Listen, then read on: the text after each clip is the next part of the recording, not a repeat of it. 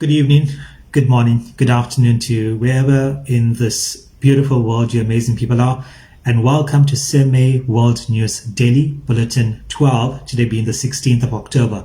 These are your headlines. Germany divided on compulsory military service. Sudan's paramilitary accused of targeting non-Arabs. Bangladesh factory fire claims 16 lives and counting. US sinks yet another boat on international waters. South Africa's largest university system bails on salaries. Let's start in Europe now, and plans to reintroduce military service in Germany have been thrown into chaos because of an 11th hour row amongst the governing parties. A compromise, which was set to include the possibility of some mandatory conscription, has been shot down. Chancellor Friedrich Merz said he wants Germany to have the strongest conventional army in Europe, but on Tuesday night, a press conference to announce the proposals was abruptly cancelled ahead of a draft bill that was to go before Parliament today. A significant section of German society remains deeply wary of conscription and rearmament given the catastrophic consequences of remilitarization in the 20th century. Under draft plans announced this summer, 18-year-olds will be asked to fill out an online questionnaire about their background and willingness to serve for at least 6 months. It will be compulsory for men to fill out the questionnaire. It will be compulsory for men to fill out the questionnaire, but optional for women. And it looks like that the 18 to 30 age group, what generation are they? Is that Gen Zs? Feel that it is unfair for them to serve in the military, and that being compulsory as well. And of course, I think it's expected that they would protest that as well. Not that it's a bad thing that they are protesting that, but the Gen Z frame of thought or train of thought is quite different compared to other generations. Let's go to Africa now, and satellite images show how Sudan's paramilitary Rapid Support Forces, or the RSF, is flouting international law by intentionally targeting civilians in the besieged city of El Fasher, actions that should be considered war crimes. The growth of an entire new burial area is seen with over 60 new mounds that have been built in just a 2-week period. That is extremely sad that we are living in such a world in 2025 where people are now targeted because of their ethnicity. And to see so many deaths of innocent people in an area where nothing can be done says a lot about the forces that be, especially those in power. People are now completely trapped with no hope of escape, as the RSF recently completed a 57-kilometer or 35-mile earthen wall around the city. Desperate residents in the army's last stronghold of Darfur say food has run out. Sudan plunged into a civil war in April 2023 after a vicious struggle for power broke out between the military and the RSF. Since the conflict erupted, RSF fighters and allied Arab militia in Darfur have been accused of targeting people from non-Arab ethnic groups. And if you are to ask question why we are living in such a messed up world, this is messed up, and this is one of the reasons why the world is messed up as well. It's taking you now to Asia, and at least 16 people have died after a huge fire broke out at a garment factory in Bangladesh, with officials warning that the toll could rise. 16 bodies have been recovered and would be handed to families after DNA testing, as they have been burnt beyond recognition. Distraught relatives gathered outside the 4-story factory in Dhaka Mirpur area on Tuesday in search of their loved ones still missing. The blaze, which broke out at the factory around midday, was extinguished after 3 hours, but an adjacent chemical warehouse continued to burn. And it seems that these blazes, or the catch in a light of factories in Bangladesh, is becoming problematic. Factories are built too close together. There's a lack of precaution and security as well. And it seems from what I've read further that a lot of people are dying because for some reason the door to the roof has been closed. So when people are trying to escape fires, they can't get onto the roof for assistance, and most of them die from just inhalation as well of the many fumes. And most of the factories in Bangladesh are manufacturing hazardous and flammable products, it seems.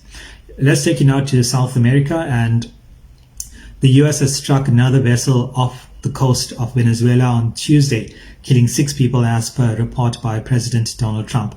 Trump said the vessel belonged to narco-terrorists and that it was trafficking narcotics. This is the 5th strike of its kind by the Trump administration on a boat accused of trafficking drugs on international waters since September. In total, 27 people have been reported killed, but the US has not provided evidence or details about identities of the vessels or those on board them. Some lawyers have accused the US of breaching international law, and neighboring nations like Colombia and Venezuela have condemned the strikes. This comes just after days where the White House criticized the committee for the Nobel Peace Prize for not selecting President Trump. And why would they, when he's conducting, which are clearly illegal strikes on boats that are not even in American water?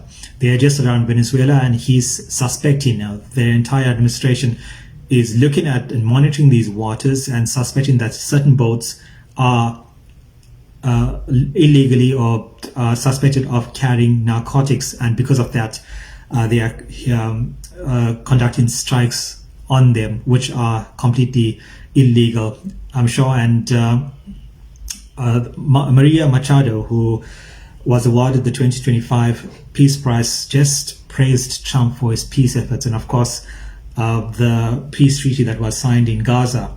He was a major part of that. But what is the purpose of all of that when you're conducting deadly strikes and killing lives that could be innocent? And as reported to date, 27 lives in the past month or so, since September, have been lost without any question, it seems, and without any proper evidence that those lives belonged to people that were illegally transporting narcotics. Let's take you now to South Africa, and the staff of UNISA Enterprise, a commercial wing of the University of South Africa, also known as UNISA, have not been paid salaries for September. But this is only the tip of the iceberg, as staff further claim their salary payments have been delayed every month from May to July. But even then, those payments were slashed in half. More than 20 staff members tasked with generating millions for UNISA through commercial business, which includes enterprise supplier development, media advisory services, ICT, research, innovation and catering services, have complained to the UNISA Management Committee regarding their plight.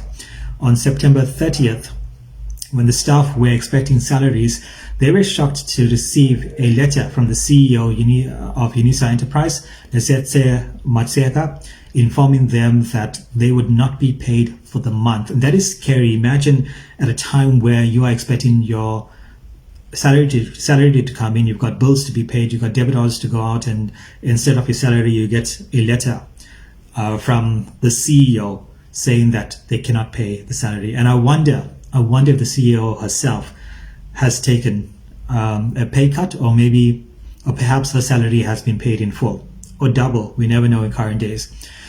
Matseka wrote, "I am writing to you to inform you that due to ongoing financial challenges, the company will not be able to process salary payments on the scheduled pay date for September.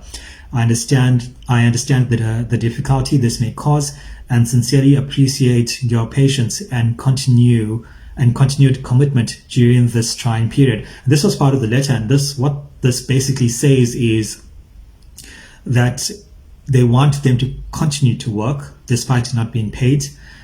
And I don't sincerely appreciate your patience. I mean, how can an employee be patient when their bank will not be patient in debiting their home loan or their finance company for cars.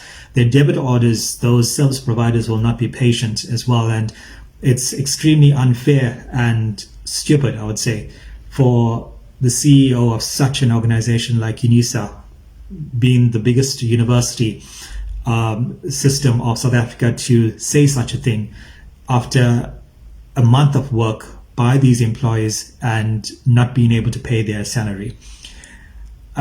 Also, part of the letter, please be assured that we are doing everything possible to stabilize the situation, and I will keep you informed of any developments or changes regarding salary payments. And what that simply says is it's basically a bunch of cleverly put together words that seem professional to say that I don't think that we can pay your salaries going forward. And when they say doing everything possible to stabilize the situation, it's basically telling them there's nothing that can be done, because if there was something that could be done, it would have been done by now. And I think a huge giveaway would have been taking salaries, half the salaries for a few months. It was a big giveaway sign that salaries were going to be affected.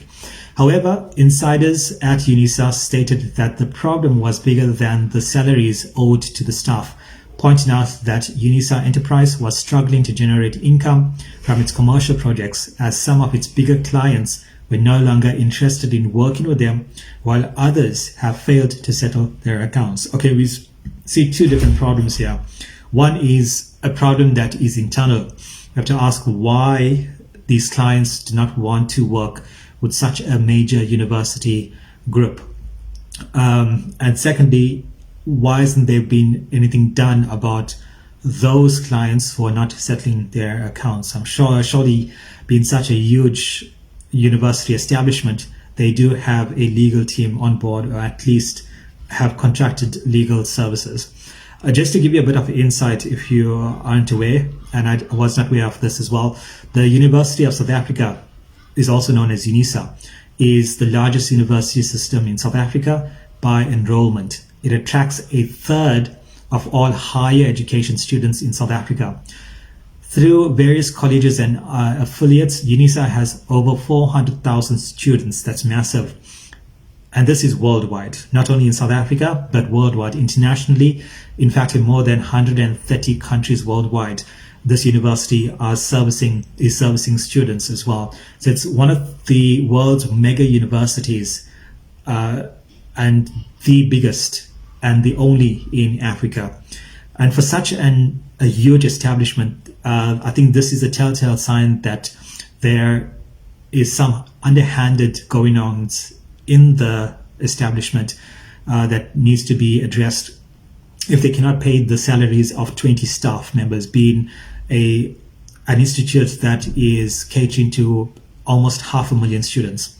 So it is the only higher education institute to carry the name of the country, South Africa, and is mostly a part-time and long-distance study. It offers mostly part-time and long-distance studies.